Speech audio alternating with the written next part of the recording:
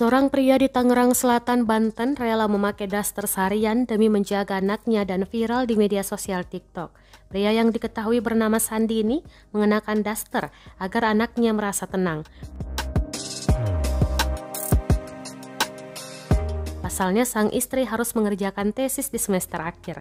Momen Sandi memakai daster itu diunggah Mia, sang istri, di akun TikTok @miapur.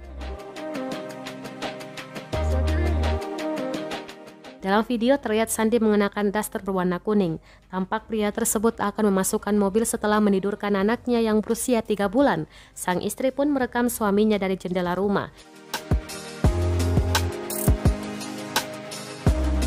Ini video tersebut mendapat banyak respon dan viral di media sosial. Saat dikonfirmasi Tribunnews.com, Mia merupakan warga kota Tangerang Selatan, Provinsi Banten.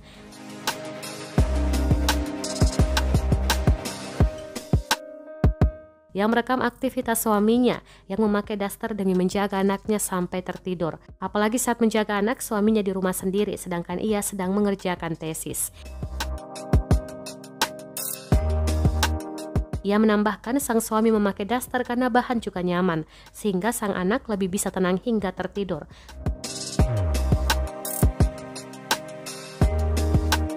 Tak hanya sekali, kata Mia, sang suami selalu memakai daster ketika menjaga anaknya.